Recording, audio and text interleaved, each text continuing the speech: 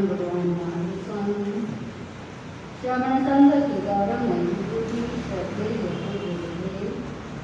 मेरे जीवनोत्कर्ष की ऊर्जा समाज का आत्मलक्षी साधी रत्ना महाराज साहब अत्र विराजित महाराष्ट्र प्रवर्तक पूज्य श्री विनोदी महाराज साहब प्रबुद्ध विचारक पूज्य श्री आदर्श जी महाराज साहब उज्ज्वल नगर की पावन धरा पर विराजमान मधुर वक्ता पूज्य श्री सत्यप्रभा जी महाराज साहब प्रखर वक्ता पूज्य श्री देव महाराज साहब आदि समस्त पूज्य के पवित्र पावन अनंत अनंत भावना उपस्थित धर्म प्रेम बंधुओं माताओं आज का छठा दिन नमो नारायण ज्ञान की आज आराधना करना है। नवपद में हम आज ज्ञान की आराधना करेंगे क्योंकि ज्ञान जीवन में बहुत महत्वपूर्ण है। ज्ञान को भगवान ने आँख की उपमा दी है। यदि आँख है तो व्यक्ति पूरी दुनिया को देख सकता है और देख करके सारी बात को समझ सकता है, जान सकता है, उसका अनुभव कर सकता है। पर यदि आँख नहीं है तो उसके लिए सारी दुनिया कैसी है? अंधेरा ही अंधेरा है, उसको कुछ भी दिखाई देने वाला नहीं है। इसीलिए ज्ञान का बहुत महत्वपूर्ण स्थान हमारे यहाँ पर दिया गया है कि जब हम ज्ञान की आराधना करते हैं तो हमारे ज्ञानावरणीय कर्म का क्षय होता है और केवल ज्ञान प्रकट होता है। केवल ज्ञान प्रकट होने से लोक अलोक सबको जानने का सामर्थ्य केवल भगवंतों के भीतर में रहता है। तो ज्ञान की हमको आराधना करना है। नमो नारायण इस पद की माला है, बाकी आपको सारी विधि पता है। 51 वंदना है, 51 नमस्ते है और 51 नमो प्रणाम आपको देने हैं। और उसके साथ हमारी कथा कल कहाँ तक पहुँची थी याद है आपको? हाँ, बड़ूच नगर में पहुँच गए थे। जहाज को धक्का दिया और जहाज क्या हो गए? चल पड़े। इसके पहले हम एक लाइन इसकी गा लेंगे। श्रीपाल नरेश्वर समरो परमेष्टि नवपद प्रेम से। श्रीपाल नरेश्वर समरो परमेष्टि नवपद प्रेम से। अब उस जहाज को धक्का दे देते हैं। किसका जहाज फंसा था? धवल सेठ का। और उस जहाज को निकालने को उसको क्या करना था? बलि देना था। एक 32 लक्षण से युक्त पुरुष की बलि चढ़ाना था। उसके लिए किसको चुना गया था? श्रीपाल जी को। श्रीपाल जी को जब लाया गया और उनके सामने ये बात रखी गई और उनको उसकी तैयारी करवाने के लिए तैयार करवाया गया। मतलब तैयार करने की तैयारी कर रहे थे कि तुम स्नान करो, सब सारा अलंकार से सुशोभित हो जाओ, तुम्हारी बलि चढ़ाई जाएगी। उस समय श्रीपाल जी क्या कहते हैं कि तुमको क्या करना है? बलि चढ़ाना है या जहाज चलाना है? यदि बिना बलि चढ़ाए जहाज चल सकता है तो तुम क्यों बलि चढ़ा रहे हो? और ये बात धवल सेठ को माननी पड़ती है और धवल सेठ मान जाते हैं और एक नमस्कार महामंत्र का स्मरण करते हैं और उसके साथ जहाज को एक धक्का लगाते और जहाज क्या हो जाता है? चल पड़ता है। सारे लोग क्या हो जाते हैं? खुश हो जाते हैं। उसके बाद धवल सेठ श्रीपाल जी को कहते हैं कि तुमको क्या करना है? मेरे साथ में चलना है। अगर तुम मेरे साथ में चलते हो तो तुमको मैं क्या दूंगा? वेतन दूंगा। आज की भाषा में हम उसको क्या बोलते हैं? पेमेंट, पगार दूंगा। और वो बोलते कि ठीक है, मैं आपके साथ चलने को तैयार हूँ, पर मेरा वेतन कितना होगा? 1 करोड़ सोनैया। 1 साल का 1 करोड़ सोनैया। अब वो कहते कि इतना तो मैं नहीं दे सकता हूँ। वे इस बात को इनकार करते और तभी श्रीपाल जी कहते कि चलो तुम नहीं देते तो मैं तुम्हारे साथ चलूंगा और तुम मुझे जिसमें जहाज में बैठने के लिए देंगे उसका मैं तुमको 100 स्वर्ण मुद्रा दूंगा। अब वो खुश हो जाता है कि एक व्यक्ति भी अपने साथ हो जाएगा और उसके साथ क्या मिलने वाला है? 100 स्वर्ण मुद्रा। क्योंकि जो व्यक्ति लालची होते हैं, लोभी होते हैं, उनको क्या दिखाई देता है? अपना ही लाभ दिखाई देता है, सिर्फ पैसा ही दिखाई देता है। उसके पीछे की किसी भी बात का वे चिंतन नहीं करते, सिर्फ पैसा पैसा पैसा उतना ही उनको दिखाई पड़ता है। उसको भी सिर्फ पैसा दिखाई दे रहा है तो खुश हो गया कि एक तो आदमी भी साथ में काम में आ जाएगा, प्लस 100 रुपया 100 स्वर्ण मुद्राएं भाड़े की, वेतन की भी, जहाज के वेतन भी मिल जाएगा। बड़ा खुश है। यात्रा आगे बढ़ती है। यात्रा आगे बढ़ते बढ़ते बब्बर देश में पहुंच जाती है। बब्बर देश में आ जाने के बाद वहां पर सब जन उतर जाते हैं, अपना सामान उतारते हैं और देखते हैं कि इस देश में अपना क्या करना है, व्यवसाय करना है, व्यापार करना है। पर व्यवसाय करने का भी एक नियम होता है। क्या नियम होता है? कर चुकाना पड़ता है, टैक्स चुकाना पड़ता है। और ये टैक्स की चोरी आज भी हो रही है, ऐसे नहीं। उस जमाने में भी क्या होती थी? ये टैक्स की चोरी होती, क्योंकि ये घटना कब की है? मुनीश्वर स्वामी के समय की घटना है। आप सोचो कि चौथे आरे में भी कुछ लोग ऐसे थे कि जो क्या करते थे? टैक्स की चोरी करते थे। तो ये भी सोचता है कि व्यवसाय तो कर लेते हैं, टैक्स चुकाना नहीं है। और जब राजा के पास से अनुचर आते कि तुम टैक्स चुकाओ, तो उनकी बात को क्या करता है? सुना अनसुना करता है, क्योंकि जिसके भीतर में लोभ होता है वह व्यक्ति सोचता है कि चारों ओर से क्या बचे? पैसे बचे। कैसे भी हो लेकिन पैसों को बचाना है। और वह उनको इनकार कर देता है। जब वो बात नहीं मानता है तो राजा उसको क्या करता है? पकड़ लेता है और पकड़ करके एक पेड़ पर लटका देता है। अब जब उसको लटका दिया गया है और उसके सारे सैनिक जो लोग साथ में थे वो भी क्या हो जाते हैं? ऐसे समय में भाग जाते, क्योंकि साथी कब साथ में रहते हैं? सुख में सब लोग साथ देते हैं, दुख में कोई भी साथ नहीं देता है। ये दुनिया का नियम है कि दुनिया में ये रूल है कि जब हमारे पास संपत्ति है, सुख है, परिजन है, सब कुछ है, तब सारे लोग हमारे साथ में चलते। पर जब परेशानियां आती है, संकट आते हैं, कष्ट आते हैं, ऐसे समय में सारे लोग साथ छोड़ करके भाग जाते हैं। यहाँ पर भी ऐसा ही होता है। ये सारे लोग जो साथ में थे, वाहन चला रहे थे, वे सारे सुबह क्या हो गए? भाग गए। अकेला धवल सेठ है और श्रीपाल जी अपनी नौका में बैठ करके, अपनी जहाज में बैठ करके मजा ले रहे हैं। मजा देखते देखते वे कहते हैं, आखिर धवल सेठ उनको कहता है कि मुझे बचाओ। बोले आपने मुझे कुछ दिया नहीं, मैंने आपको पहले ही कहा था कि आप मुझे वेतन में 1 करोड़ स्वर्ण मुद्रा दो तो मैं तुमको क्या करूँगा? तुम्हारे साथ में रहूंगा। जब मैं आपका कुछ लेता ही नहीं हूँ तो मुझे आपके बचाने की जिम्मेदारी भी मेरी नहीं है। पर अब धवल सेठ उनके सामने गिड़गिड़ाता है, बोलता है कि तुम चाहो जो ले लेना, पर क्या करना?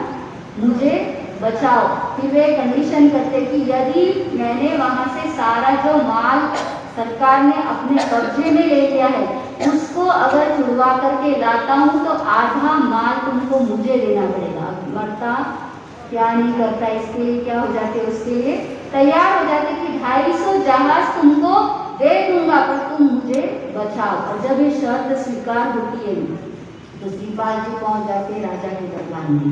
राजा के दरबार में पहुंचने के बाद श्रीपाल जी अपनी बात उनके सामने रखते तो राजा ऐसे तो मानने वाला नहीं था। फिर वो कहते हैं कि चलो युद्ध करेंगे। युद्ध की तैयारियां हो जाती है। श्रीपाल जी अकेले हैं और इधर सारे लोग साथ में हैं। इतनी सारी सेना है पर इनके पास में विद्या टिपर शस्त्र हरण विद्या, इसके इनका कुछ भी बिगड़ने वाला नहीं था। वे सारे सैनिकों को भगा देते हैं और राजा को पकड़ लेते हैं। उसको बांध करके कहाँ पर लाते हैं? धवल सेठ के पास में लाते हैं। धवल सेठ के सामने राजा आ जाता है। धवल सेठ के बंधन छूट जाते हैं और जैसे ही बंधन छूटते हैं तो धवल सेठ राजा को मारने के लिए चल पड़ता है। देखो आप कैसे व्यक्ति की बुद्धि होती है, कैसी व्यक्ति होती है कि जो व्यक्ति राजा है, जिसके सामने अपना कुछ चलने वाला नहीं है, उसको भी क्या हो गया? मारने के लिए तत्पर हो गए। कुछ देर पहले क्या था? वो बंधनों में बंधा हुआ था, गिड़गिड़ा रहा था, पर जैसे ही बंधन से छूटा तो उसको लगा कि मैं तो शूरवीर हूँ, मेरे जैसा दुनिया में शूरवीर और कोई नहीं। हमको भी कभी लगता है ना, हमसे अगर कमजोर व्यक्ति है तो हमको ऐसा लगता है कि हम सबसे ज्यादा शूरवीर है और उस पर हम क्या होते हैं? हावी होते हैं। आप देखना हम किस पर हावी होते हैं? जो व्यक्ति हमसे कमजोर होता है वह भले पैसों में कमजोर हो, बल में कमजोर हो और भी किसी दृष्टि से कमजोर हो, जो व्यक्ति कमजोर होता है उस पर हम हावी होते हैं और हमसे यदि बलवान आ गए तो हम ढीली ढीली बन करके बैठ जाते हैं। पर ध्यान में लेना कि कोई व्यक्ति अगर कमजोर है तो उसका लाभ हमको नहीं उठाना है, उसको हमको क्या करना है, सहायता पहुंचाना है, उसको असुरक्षित नहीं करना है, उसको हमको सुरक्षित बनाना है। ये हमारा जीवन का लक्ष्य होना चाहिए। पर हम कमजोर व्यक्ति को और असुरक्षित करते, और भयभीत करते, और दबा करके डरा करके रखते, इसीलिए हमारे जीवन का भी विकास नहीं होता है।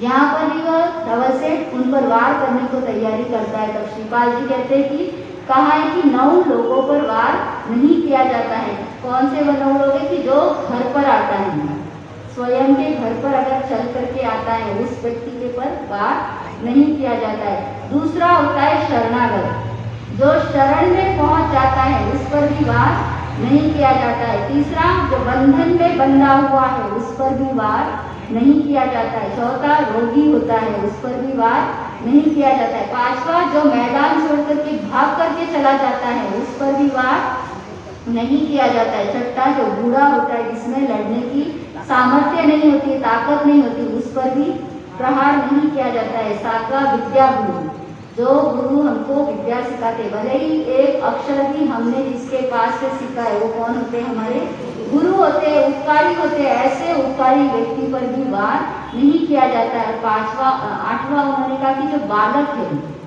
जो बच्चा होता है उस पर भी वार नहीं किया जाता है और नारी पर भी वार नहीं किया जाता है। इन 9 लोगों पर वार नहीं किया जाता है। उसके बाद श्रीपाल जी को तो सिर्फ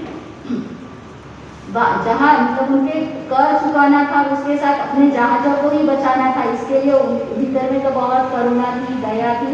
उन्होंने उसको बंधन में लाया और बंधन में लाने के बाद कुछ ही समय में क्या कर दिया, उनका बंधन छुड़वा दिया। बंधन छूटने के बाद राजा वापिस राज दरबार में पहुंचते, पर इस व्यक्ति के वीर को देख करके, इसके पराक्रम को देख करके, इसके साहस को देख करके इनको न्योता देते कि तुमको कहाँ आना है, राज दरबार में आना है। राज दरबार में पहुंचने के बाद जो उनकी कन्या थी मदन सेना, उसके साथ में क्या करवा देते हैं, शादी करवा देते हैं। और शादी करने के बाद वहाँ पर वे सुखपूर्वक रह रहे। कुछ समय तक वहाँ पर सुखपूर्वक रहते। इधर धवल से बहुत सारा व्यापार कर लेता है, नया सारा माल भर लेता है। भरने के बाद वो कहता है कि चलो अब हमको आगे की यात्रा करना है। श्रीपाल जी उनकी बातों को सुनकर के आगे की यात्रा के लिए निकल पड़ते हैं। आगे की यात्रा चल रही है उनकी, और आराम से चलते चलते वे रत्नद्वीप पर पहुंच जाते हैं। वहां पर पहुंचने के बाद वहां पर भी व्यवसाय वापिस शुरू हो जाता है। अब सिर्फ धवल से देखते हैं कि कैसा व्यक्ति है, 250 वाहन इसके हाथ में है, जहाज उनके हाथ में है, लेकिन ये न व्यवसाय करता है, न व्यापार करता है, न कुछ करता है, आराम से क्या करता है, रहता है। वे ही आकर के कहते कि अरे बाजार में भाव माल में बहुत तेजी चल रही है, और इस तेजी में अगर तुम माल बेच दोगे तो तुमको बहुत प्रॉफिट होगा। हम भी सोचते हैं ना, तेजी में क्या करना है, माल को बेचना है। और ऐसे समय में वे कहते कि अरे इतनी तेजी है, तुम्हारा माल बेच दो। तो वो कहते कि मैं तो बेचने वाला नहीं हूँ, तुम क्या कर दो, उसको बेच दो, और जितना मुनाफा आएगा वो सारा तुम क्या कर देना, ले लेना। ये तो बड़े खुश हो जाते हैं कि क्या होगा, बहुत सारा व्यवसाय व्यापार मेरा हो जाएगा। ये व्यापार कर रहे, पर जो व्यक्ति की एक आदत होती है वह आदत कभी छूटती नहीं। एक व्यक्ति का जो स्वभाव होता है, जो प्रकृति होती है, वह स्वभाव छूटने में बहुत समय लगता है। यदि व्यक्ति अंतर से सोचता है कि मुझे मेरे आदतों को, मेरे स्वभाव को परिवर्तन करना है, तो ही व्यक्ति अपने स्वभाव को परिवर्तन कर सकता है। नहीं तो जैसा स्वभाव रहता है वैसा ही, जैसे जन्म के साथ होता है मृत्यु तक वैसा ही स्वभाव रहता है। यहाँ तक कि वही स्वभाव लेकर के वो अगले भाव में भी जाता है।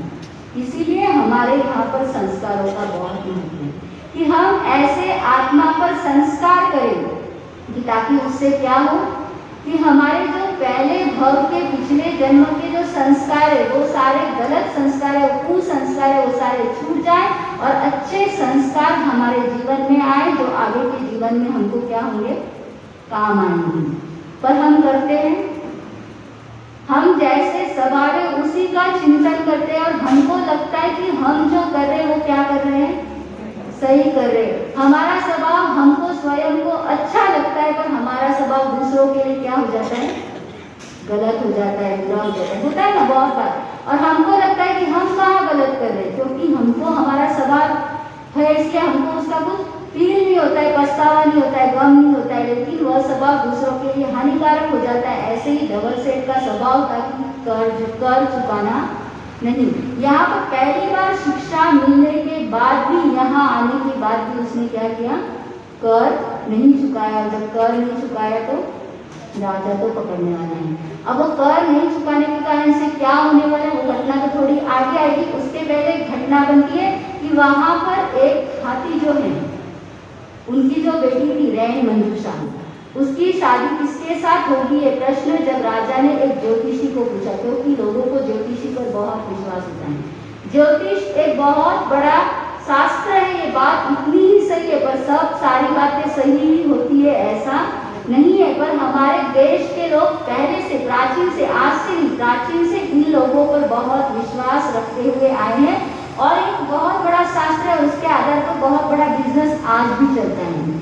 तो यहाँ पर भी एक ज्योतिषी से पूछा हुआ था कि मेरी बेटी की शादी किसके साथ होगी, तो उन्होंने कहा था कि एक दिन एक राजकुमार आएगा और वो हाथी का मर्द उतारेगा, और जो व्यक्ति हाथी का मर्द उतारेगा वही व्यक्ति क्या होगा, तुम्हारी बेटी का पति बनेगा। ये बात किसने कही थी, एक मैमेटिक ने या एक ज्योतिषी ने कही थी। और जब एक दिन ऐसी भी घटना बनती है कि हाथी क्या होता है, मर्द में चढ़ता है, और जब हाथी मर्द में चढ़ता है तो विनाश का काम करता है, क्योंकि वो इतना भागता है, बेतहाश भागता है कि जो भी व्यक्ति, जो भी चीज उसके सामने आ जाती है उसको क्या कर देता है, वो खत्म कर देता है, उसको नष्ट कर देता है। हाथी बेहताश भाग रहा है, सारी नगरी में कोलाहल मचा हुआ है, लोग अपने अपने घरों में ऊपर चले गए हैं, नीचे की दुकानें ऐसी ही खुली पड़ी है, रास्ते पर कोई ही नहीं है, जोर जोर से चिल्ला रहे, पर किसी का साहस नहीं है कि उस हाथी पर अंकुश लगाए।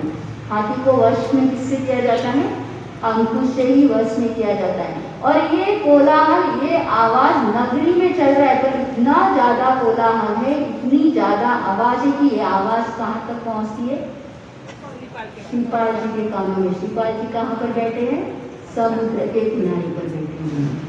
आप सोचो नगरी की आवाज कहाँ तक जा रही है, समुद्र के किनारे तक पहुंच गई। कभी कभी हमको लगता है कि ऐसे कैसे हो गया कि इतनी दूर तक आवाज पहुंचती है, पर हमारी आवाज भी कभी कभी अगर हम 10 लोग साथ में बैठ करके बातें करते तो कहाँ तक पहुंचती है, 50 फुट, 100 फुट, 200 फुट तक की आवाज पहुंचती है। लगता है कि कुछ तो भी कार्यक्रम चल रहा है, कुछ तो भी यहाँ पर संगोष्ठी चल रही है, बातें चल रही है, ऐसा लोगों को ध्यान में आता है। तो उनकी भी आवाज वहां तक पहुंचती है, आवाज सुन करके वे सोचते हैं कि क्या समस्या है, उस समस्या का मुझे क्या करना है, निवारण करना है, क्योंकि उनके भीतर में दया का स्वभाव था, उनके भीतर में करुणा थी, उनके भीतर में मानवता थी, और इसीलिए वे अपने स्थान से उठ जाते हैं और जिस ओर से आवाज आ रही है उसी दिशा में वे चल पड़ते, और चलते चलते उनके बाद ध्यान में आ जाता है कि हाथी क्या हुआ है, मर्द में आया हुआ इस हाथी को वश में करना है। और जैसे ही उस हाथी को देखते हैं, एक नमस्कार महामंत्र का स्मरण करते हैं। आप सोचो कि कितनी श्रद्धा है, कुछ भी काम करना है तो उसके पहले नवकार मंत्र गिनते हैं। हम क्या करते हैं, गिनते हैं, कई पण करना है तो धिंगा उठ्या पछी नवकार मंत्र बोलो, जिमताना, नाश्तो करताना, बारे जाताना। अगर बोलते हैं तो बहुत अच्छी बात है, नहीं बोलते तो कुछ भी काम करना है तो उसके पहले क्या बोलना चाहिए, नवकार मंत्र बोलना चाहिए। एक नमस्कार महामंत्र का स्मरण करते हैं और उस हाथी को हाथ लगाते और हाथी क्या हो जाता है, शांत हो जाता है। आप देखो धर्म का क्या प्रभाव होता है, धर्म का क्या अनुभव हमारे जीवन में आ सकता है। सिर्फ पूरी श्रद्धा के साथ करने की आवश्यकता है। हम नमस्कार महामंत्र का स्मरण करते हैं, लेकिन हम मुंह से बोलते रहते हैं और मन और कहीं भटकते रहते हैं। और इसी के कारण हमारे साथ ऐसी घटनाएं घटित नहीं होती। पर ये जो महापुरुष होते हैं, ये जो घटनाएं होती है, ये हमको बोध देती है कि हम अगर कर ही रहे, तो मैंने कल भी कहा था, आज वापिस कहूंगी कि कर ही रहे तो तीनों योगों के साथ में उसकी साधना करें, तीनों योगों के साथ में आराधना करें। ऐसा नहीं है कि दिन भर आपको उसका स्मरण करना है, आप थोड़ा करो पर अच्छे से करो। जो भी चीज करते हो थोड़ी भी करो तो उसका अच्छे से किया जाए तो उसका रिजल्ट हमको मिलता है। दिन भर व्यक्ति पढ़ते रहता है पर उसका पढ़ाई में मन नहीं है, पुस्तक सिर्फ हाथ में, तो क्या उसके पल्ले कुछ पढ़ने वाला है? देखने वाले को लगता है कि बहुत पढ़ाई कर रहा है, फिर परीक्षा का रिजल्ट आते हैं तो बोलते अरे एक तो दिन रात मेहनत करी पर परीक्षा में तो कहीं आए नहीं। क्यों हुआ ऐसे?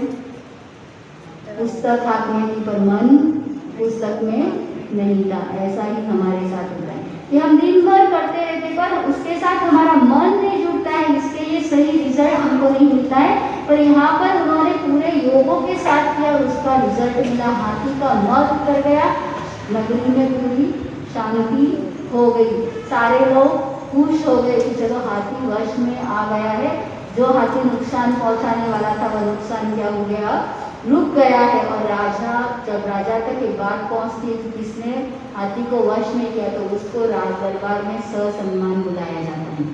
और नैमित्तिक ने जो कहा था उसके अनुसार उसकी शादी क्या कर देते हैं, प्रेम मंजूषा की शादी किसके साथ कर देते हैं? श्रीपाल जी के साथ में कर देते हैं। अब श्रीपाल जी के साथ में उनकी शादी हो गई है, वे आराम से वहां पर रह रहे हैं। और एक दिन वे मुनि दर्शन के लिए पहुंचते, राजा, रानी, श्रीपाल जी की पत्नी, सारे लोग कहाँ पहुंचते हैं? संत के दर्शन के लिए पहुंचते। संत की प्रवचन सभा चल रही है और ऐसे समय में एक कोतवाल वहां पर पहुंचता है। कोतवाल आकर के राजा को कहता है कि राजन, मैंने एक चोर को पकड़ा है। और जैसे ही राजा ने ये सुना तो सुनते से ही, क्योंकि राजा ने आदेश दे दिया कि जिसको पकड़ा है उसको फांसी की सजा दी जाए, क्योंकि राजा बहुत सोचने वाले नहीं होते। ऐसे भी कहा जाता है कि इनके कान बड़े कच्चे होते हैं और इसके कारण से वे ज्यादा विचार नहीं करते। विचार नहीं करने के कारण वे कहते हैं कि आप जिसको पकड़ा है उसको क्या कर दिया जाए, फांसी की सजा दी जाए। और ये जब बात सुनते हैं श्रीपाल जी तो वो कहते हैं कि राजन, ये धर्म सभा है, ये कोई राजसभा नहीं है। और धर्म सभा में किसी को मृत्यु दंड की सजा दे सकते हैं? यदि धर्म सभा में ही मृत्यु दंड की सजा देना शुरू हो जाएगा तो फिर राजसभा में तो क्या होने वाला है आप सोच भी नहीं सकते, आप कल्पना भी नहीं कर सकते। यहाँ पर तो न्याय की बात होती है, अन्याय की कोई बात होती नहीं है। यहाँ पर नेगेटिव कोई बात होती है या पॉजिटिव बात होती है। यहाँ पर सजा की बात नहीं होती, यहाँ पर व्यक्ति को सुधारा जाता है, व्यक्ति की गलती को समझा जाता है, उसको प्रायश्चित दे करके उसकी गलती का एहसास करके उसको सुधार सकते हैं। लेकिन यहाँ पर मृत्यु दंड जैसी सजा हो नहीं सकती है। राजन, आप धर्म सभा में संतों के सामने बैठ करके क्या निर्णय कर रहे हैं, इस निर्णय को आप यहाँ पर स्थगित करो और जब राज्यसभा में जाओगे तब सारी बात सुन करके फिर फैसला करना। क्योंकि श्रीपाल जी को पता था कि वह चोर कौन हो सकता है, उनको पता था, क्योंकि व्यक्ति बड़ा होशियार रहता है। बात सुनते से ही, हम बोलते हैं ना त बराबर तब पेलो समझ में आवे कई लोगों तो उसो श्रीपाल जी तो एकदम बुद्धिमान व्यक्ति होता, पहले लगे समझ में आए कि कई घटना असल उनको बराबर बात समझ में थी, इसीलिए उन्होंने कहा कि यहाँ सजा नहीं दी जा सकती, हम राज दरबार में जाएंगे, उस व्यक्ति को देखेंगे उसने क्या गलती की है, उसके अनुसार निर्णय किया जाएगा। वो वहां पर स्थगित करते हैं। उसके बाद देशना सुनकर घर पर पहुंचते हैं। राज्यसभा में जाने के बाद उसको वापिस श्रीपाल जी छुड़ा देते हैं और छुड़ाने के बाद में श्रीपाल जी वहां पर आराम से रहते, कुछ दिन तक वहां पर रहते, फिर वे वापिस आगे की यात्रा करते हैं। अब आगे की यात्रा चल रही है और धवल से मन ही मन में ईर्ष्या से जल रहा है। ईर्ष्या बहुत भयंकर होती है। जो व्यक्ति ईर्ष्यालु होता है उसके जीवन में कभी शांति नहीं आ सकती है। जैसे अगर हमको जलन शरीर में शुरू हो जाती है, जैसे हमारे यहाँ पर दाह ज्वर की बीमारी कहते हैं, या बर्निंग जिसको हम बोलते हैं कि बॉडी में अगर बर्निंग शुरू हो जाता है, अगर बहुत एसिडिटी बहुत मात्रा में हो जाती है तो बॉडी क्या होती है, जलने लगती है। और ऐसे समय में अगर जलन हो रही है तो आप सोचो कि हमारी शरीर में जलन है तो हमको शांति का एहसास हो सकता है? कोई व्यक्ति सोचे तो भी वो शांत हो सकता है? नहीं।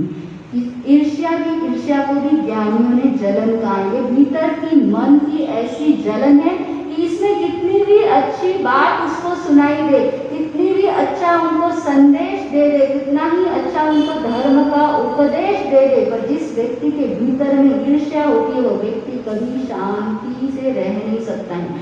वह स्वयं भी शांति से नहीं रहता और आसपास में रहने वाले लोगों को भी शांति से रहने नहीं देता है। इसीलिए हमारे जीवन में ईर्ष्या पनपने न दे।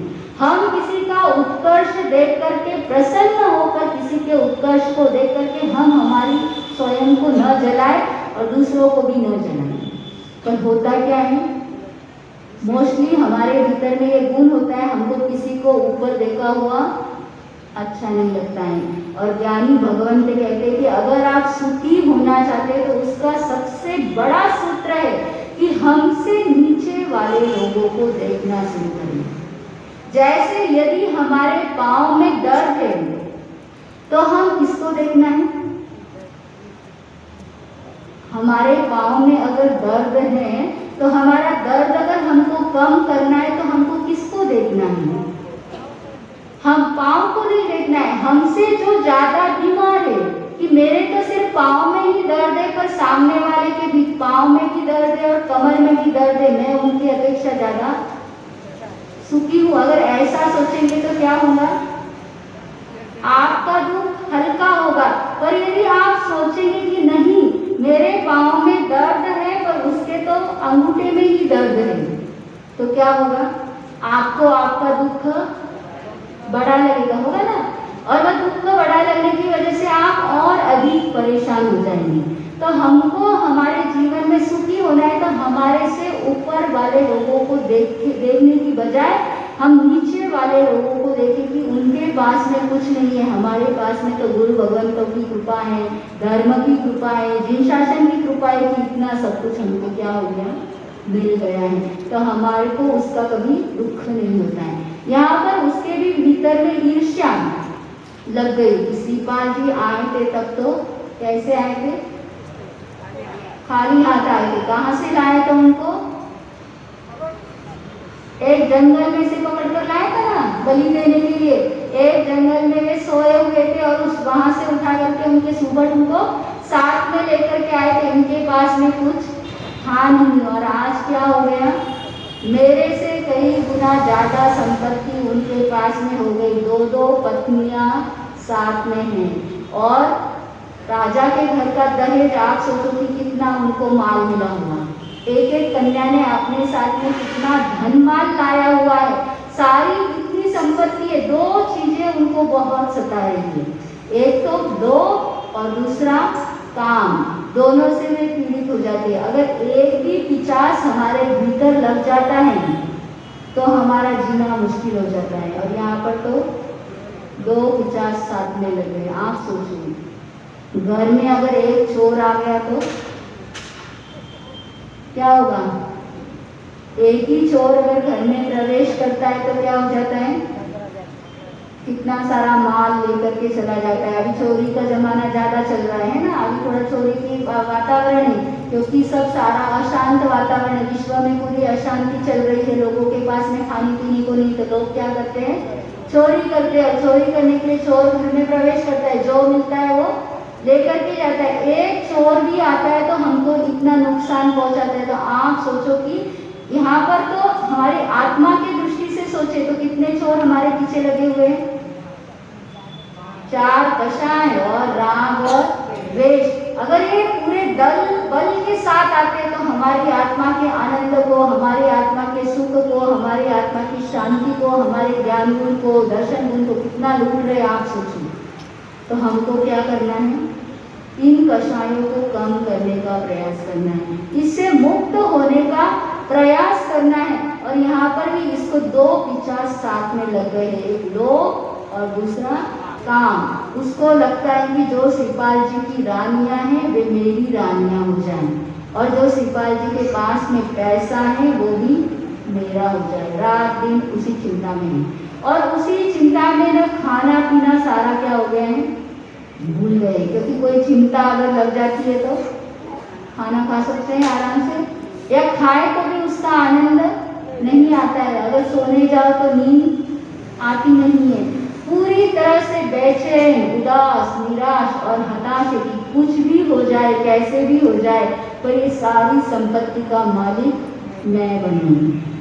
और व्यक्ति के मन में ऐसे भीतर में भावना आ जाती, जो गलत भावना है, कुत्सित भावना है, जो रॉन्ग है कि हम दूसरों की संपत्ति पर अधिकार जमाना नहीं चाहिए। पर आदमी जब लोभ में आ जाता है तो उसको कोई ध्यान में नहीं रहता। उसको लगता है कि जो कुछ है वो मेरा ही और मेरा ही होना चाहिए, बाकी के लोग कोई किसी भी प्रकार से सुखी न बने। ऐसे दुनिया में डबल से एक नहीं, हजारों आज भी मौजूद है, लाखों मौजूद है कि खुद की संपत्ति तो खुद के पास है ही, पर दूसरों की संपत्ति को भी क्या करना चाहते हैं, हड़पना चाहते हैं। और इसी के कारण से स्वयं भी अशांति का अनुभव करते, दूसरों को जिनकी संपत्ति हड़पना है उसको भी अशांत करते रहते, उनको भी परेशान करते रहते, उनको भी दुखी करते रहते। यहाँ पर भी वे सोचते कि अब क्या किया जाए। और व्यक्ति सोचता है तो उसको कुछ ना कुछ मार्ग तो निकलता है। उनके भी दिमाग में आता है कि मेरे 4 मित्र हैं, उन चारों मित्रों के सामने मेरी बात रखूं तो काम मेरा हो जाएगा।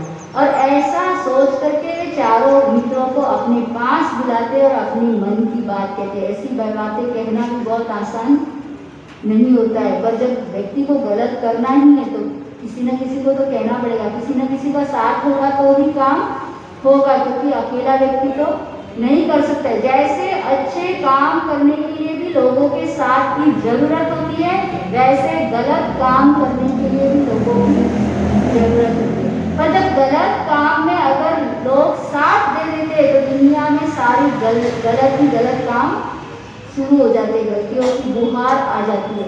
और अच्छे काम में लोग सहयोग दे देते तो दुनिया में नंदनवन बन जाता है, अच्छे काम भी बनते हैं। आप लोग बहुत भाग्यशाली कि यहाँ पर सारे काम कैसे हो रहे, अच्छे काम हो रहे। पर हम देखते कि अच्छे कामों में लोग जल्दी साथ देने को तैयार नहीं होते, पर गलत काम जहाँ चलते वहाँ पर लोग जल्दी साथ देने को तैयार होते हैं। आप छोटा सा एग्जाम्पल देखिए, अगर गप्पे मारने को बुलाया जाए तो लोग फटाफट जमा हो जाते हैं। और प्रवचन के लिए बोलो तो आते तो हैं, नहीं आते नहीं ऐसा नहीं बोलूंगी, पर बहुत कम आते हैं।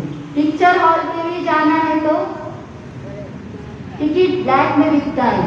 नया पिक्चर कोई आता है तो बोलते, आप ही बोलते मुझे पता नहीं है, पर लोग भी आकर के बोलते हमारा सब ब्लैक में टिकट लेकर के वहाँ पिक्चर देखने गए। तो कोई आवश्यक हो तो कि ब्लैक में टिकट लेकर गए, पर नया पिक्चर आया है हमको देखना है, उसके लिए एक दूसरे को कॉल करते हैं, 50-100 लोगों को जमा करते और किसके लिए चले जाते हैं, जाते हैं। पर वही अगर प्रवचन में आना है तो हमारा सब रोज प्रवचन हुए कई जाऊंगा, बराबर ना। आप लोग नहीं सोचते इसीलिए आप लोग पहुंचे, पर जो लोग नहीं पहुंचते वो क्या सोचते कि रोज ही प्रवचन चलते, क्या पहुंचना है।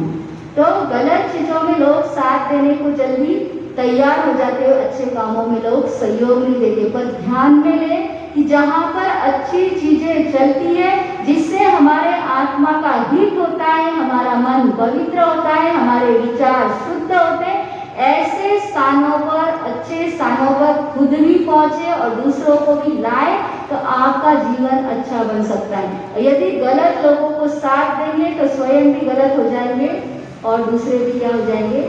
और उस एक छोटी सी गलती का परिणाम कितने लोगों को भोगना पड़ता है, ये हमको ध्यान में नहीं आता है। हमको लगता है कि हमने इतनी सी छोटी सी गलती में सहयोग दिया, पर उसके कारण से कितना नुकसान झेलना पड़ता है। हमारे अंतर्गत दशम सूत्र में वर्णन आता है, आप हर साल सुनते हैं कि जो 6 पुरुष थे, पता है ना, गलती थी, एक छोटी सी गलती। क्या गलती थी? बंधुमती के साथ में गलत काम करना, अनैतिक काम करना, और उसके लिए 6 लोग साथ में मिल जाते तो उसका दुष्परिणाम कितने लोगों को भोगना पड़ता है।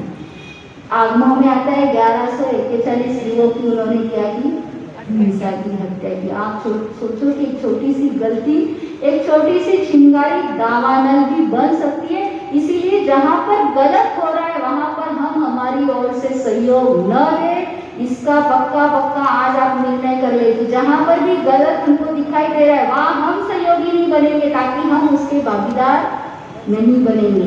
तो यहाँ पर भी ये गलत काम करने के लिए तैयार हो गए और 4 दोस्तों को बुला लेते हैं और दोस्तों को बुला करके उनके सामने अपनी बात सारी रख देते हैं। अब बात सारी उन्होंने रख दी तो उसमें से 3 जो दोस्त थे वे अच्छे दोस्त थे, सुमत दोस्त थे, और एक जो दोस्त था वो कुमत दोस्त था। ये 3 दोस्त धवल सेठ को समझाते कि आप ये क्या कर रहे, वो आपको पिता मानते हैं। श्रीपाल जी धवल सेठ को क्या मानते हैं? पिता तुल्य मानते हो। जो व्यक्ति आपको पिता तुल्य मानते हैं 2-2 बार आपको मृत्यु दंड से बचाया है और उसके साथ साथ आपके जहाज चलाए हैं, आपको इतना सहयोग दिया है, वह आपका उपकारी है और आप उनको मारने की सोच रहे हैं, आप उनकी संपत्ति को हड़पने की सोच रहे हैं, आप उनकी पत्नियों को अपने वश में करना चाह रहे हैं। कहाँ तक के उचित है? हम तो इसमें आपका साथ देने वाले नहीं हैं। दुनिया में अच्छे लोग भी बहुत होते जो ऐसे समय में इनकार कर देते हैं, पर एक व्यक्ति जो था वो कुमत था, वह दोस्त कहता है कि आप इनकी बातें क्या सुनते, आप जो करोगे उसमें मेरा आपको 100% सहयोग होगा। एक के साथ दूसरे की शक्ति मिल गई, मतलब शक्ति डबल हो गई। यहाँ पर भी वे सोचते कि चलो कोई नहीं साथ दे रहा है तो एक दोस्त तो मुझे साथ दे रहा है, आप दोनों मिलकर के प्लान करते कि क्या किया जाए। और उसमें प्लान में वे ऐसा प्लान बनाते कि समुद्र में मसान बांधा जाए और उस पर श्रीपाल को बुलाया जाए। श्रीपाल जब उस पर आएगा तब उसकी डोरी नीचे से क्या कर देना है, कट कर देना है, ताकि समुद्र श्रीपाल जी किसमें गिर जाएंगे, समुद्र में गिर जाएंगे। अपनी कल्पना के अनुसार कार्रवाई या काम शुरू हो जाता है, क्योंकि गलत काम भी करना है तो प्लानिंग करना पड़ता है, अच्छा काम भी करना है तो प्लानिंग करना पड़ता है। चोरी कोई एक दिन में नहीं होती, 6-6 महीने प्लानिंग करते हैं। आपके घरों के आसपास में घूमते रहते हैं, सारा लगाते हैं, पता लगाते हैं कि ये व्यक्ति कब घर में रहते हैं, कौन कब आता है, कब जाता है, क्या लाता है, क्या रखता है, कैसे रखता है, किधर पैसे मिल सकते, सारा सोचते। 6-6 महीने की प्लानिंग के बाद में कोई काम बनता है। तो वैसे ही अच्छे काम करना है तो भी प्लानिंग करना है, गलत काम करना है तो भी प्लानिंग करना है। तो यहाँ पर भी प्लानिंग शुरू हो जाता है। प्लानिंग करने के बाद जब व्यक्ति के मन में आता है तो व्यक्ति चुप और शांत नहीं बैठ सकता है। ये भी उसकी सारी तैयारी करेंगे और तैयारी करने के बाद वो मसान बांधा गया है और एक दिन श्रीपाल जी को आवाज दिया जाता है। अब जैसे ही पिता का आवाज आता है तो श्रीपाल जी सोचते कि पिताजी बुला रहे तो मुझे क्या करना चाहिए, वहां पर जाना चाहिए, क्योंकि आज्ञाकारी भी थे। वैसे उनके कोई वो पिता नहीं थे, पर वो उनको पिता तुल्य मानते थे, उनके आदेश को मानते थे, इसलिए तुरंत वहां पर जाकर जाने के बाद श्रीपाल जी बोलते हैं कि देख देख यहाँ पर एक मगरमच्छ है, जो बहुत बड़ा मगरमच्छ है, ऐसा मगरमच्छ हमने आज तक कभी देखा नहीं है। उसका ऐसा वर्णन किया जाता है कि सामने वाले व्यक्ति को देखने की क्या जगह, उत्सुकता जगे, कुतूहल जगे। और श्रीपाल जी के भीतर में भी एक कुतूहल जगता है कि चलो मैं भी देखूं। और वो जैसे ही देखने के लिए नीचे झुकते हैं और इधर से नीचे से डोरी काट दी जाती है और श्रीपाल जी धड़ाम से कहाँ गिर जाते हैं, समुद्र में गिर जाते हैं। श्रीपाल जी समुद्र में गिर गए हैं। गिरने के बाद नवकार महामंत्र का स्मरण शुरू हो जाता है। नवकार मंत्र के स्मरण से और उनका स्वयं का आयुष्य कर्म बलवान होने के कारण से, उनका पुण्य बल अधिक होने के कारण से मारने वाले से भी बचाने वाला बड़ा होता है। और ऐसे समय में उनको मगरमच्छ की पीठ मिल जाती है और उस पर बैठ करके वे किनारे पर आते हैं। और जिस किनारे पर आते हैं वह होता है कंकुद्वीप। उस किनारे पर आकर के वे वहाँ पर उतर जाते हैं, किनारे से उतर जाते हैं और वहाँ जंगल में जाकर के आराम से वे सो जाते हैं। ये घटना यहाँ तक आ गई। और इधर घटना ऐसी बनती कि जैसे ही धवल सेठ उनको नीचे गिरा देता है, ऊपर से तो रोने का नाटक कर रहा है और अंदर से बड़ा खुश है। कभी कभी हम भी ऐसा ही करते, कपट भाव कि अंदर में एक और बाहर में एक। ऊपर से तो जोर जोर से रुदन मचा रहा है कि मेरा श्रीपाल चला गया, हाय क्या हो गया। इतना जोरदार आर्तध्यान कि सामने वाले को लगे कि इनको बहुत बड़ा दुख लगा है, बहुत बड़ा ठेस लगा है, बहुत बड़ी सदमा लगा है। भीतर में बड़ा ही प्रसन्न है कि मेरा काम हो गया, अब सारी धन संपत्ति का मालिक मैं हूँ, उन दोनों नारियों का पति मैं बन जाऊंगा, मैं अपना जीवन सुख पूर्वक भोगूंगा। पर व्यक्ति जैसा सोचता है वैसा होता नहीं है। हमको लगता है कि हम जैसा सोच रहे वैसी स्थितियां या वैसा काम बन जाएगा, और कर्म सिद्धांत कहता है कि जैसा तुम करते हैं वैसा, पहले जैसा किया हुआ है वैसा ही फल मिलने वाला है। इधर ये जोर जोर से आर्त ध्यान कर रहा है, और इधर उनकी पत्नियों तक भी ये बात पहुंच जाती है। श्रीपाल जी की पत्नियां भी ये बात सुनती है तो वे भी सुनने के साथ ही बेहोश होकर के गिर जाती है, उनको होश में लाया जाता है, वे भी आर्त ध्यान में लगी हुई है। सारे चारों ओर शोक का वातावरण है, 2-4 दिन तक ये वातावरण चलते रहता है। उसके बाद धवल सेठ अपनी एक दूती को बुलाते हैं, और दूती को बुला करके उनके पास में संदेश भेजते हैं कि अब श्रीपाल जी तो इस दुनिया में रहे नहीं, अब तुम क्या हो जाओ, हमारे साथ में आ जाओ, मुझे पति के रूप में स्वीकार कर लो। ऐसी बात वह संदेश के रूप में पहुंचाते हैं। जैसे ही ये बात सुनते तो वे तो दोनों नारियां क्या हो जाती है, गुस्से में आ जाती है, क्योंकि जो पतिव्रता नारी होती है, जो शीलवंत नारी होती है, वह किसी पर पुरुष की इच्छा नहीं करती है, और वह सोचती है कि आप तो मेरे पति के पिता तुल्य है, और पिता के साथ कभी कोई गलत व्यवहार हो नहीं सकता। उनके भीतर का जो शीलत्व था, सतीत्व था, वो उछल पड़ता है, और वो कहते हैं कि आपकी बात हमको किसी भी प्रकार से मंजूर नहीं। उनको डांट फटकार करके क्या हो जाती, वापिस रवाना कर देती। दूती आकर के सेठ जी को कह देती कि वे तो हमारी बात मानने को तैयार नहीं है। पर न्याय शास्त्र में कहते हैं कि साम दाम दंड भेद, इन चारों वेदों से कैसे तो भी व्यक्ति को क्या करना चाहिए, वश में करना चाहिए। अगर सीधे कहने से मान जाए तो ठीक, नहीं तो गलत कदम उठाकर या दंड दे करके या जोर जबरदस्ती करके भी उसको क्या किया जा सकता है, वश में किया जा सकता है। पर ये दुनिया का नियम दुनिया के लिए ही होता है। जो व्यक्ति सदाचारी होता है उसके लिए कोई नियम लागू होते नहीं है। और यहाँ पर भी वे जब उनको बहुत कहते हैं तो वे नहीं मानती है। फिर धवल सेठ स्वयं ही एक दिन वहाँ पर पहुँच जाता है। अब धवल सेठ वहाँ पर पहुँचा है, वह उनके सामने अपनी बात रखता है। ये रानियाँ अब आगे उनके साथ क्या वार्तालाप करेगी, कैसे करेगी, इसको हम समय के साथ देखेंगे।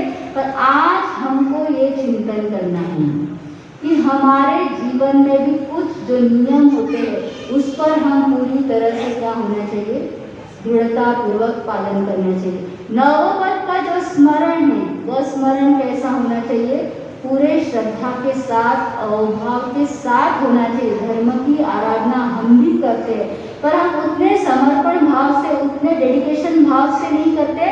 हमको ये संकल्प करना है कि हम भी पूरे भावों से, पूरे योगों के साथ आराधना करें, और गलत चीज़ों को हम कभी साथ नहीं दें। अच्छी चीज़ें जहाँ चल रही वहाँ पर हम सहयोग करें, पर जहाँ गलत चीज़ें चल रही वहाँ पर हमको साथ नहीं देना है। और ऐसी चीज़ें अगर हमारे जीवन में आ जाए तो हमारे आत्मा पर भी अच्छे संस्कार पड़ेंगे, और पहले भवों के, पिछले जन्मों के जो कुसंस्कार है वह दूर हटेंगे, और नए संस्कार अगले भव में जागृत होकर एक दिन हम भी सिद्धत्व को प्राप्त कर सकेंगे। इन्हीं मंगल कामनाओं के साथ ओम शांति। नवकार मंत्र है महामंत्र, इस मंत्र की महिमा भारी है। आगम में कभी गुरुवर से सुनी, अनुभव में जिसे उतारी है। श्रीपाल सुदर्शन नयन रेहा, जिसने भी जपा जीवन के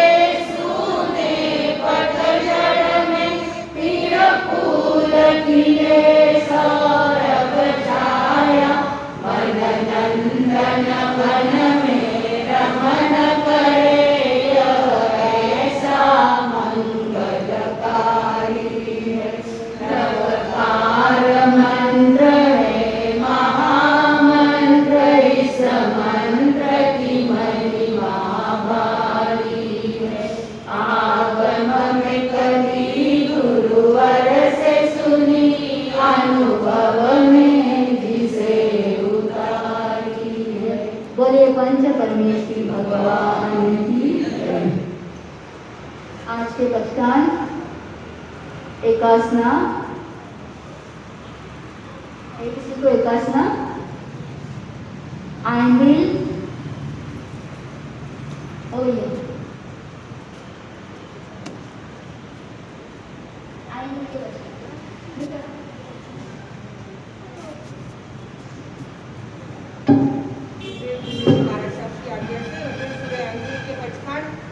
पीडीएफ वॉल्यूम 11 पासून पाठ 5 लेवा लेव्याना मुक्ती संसद खेळा मुक्ती किवे गाणं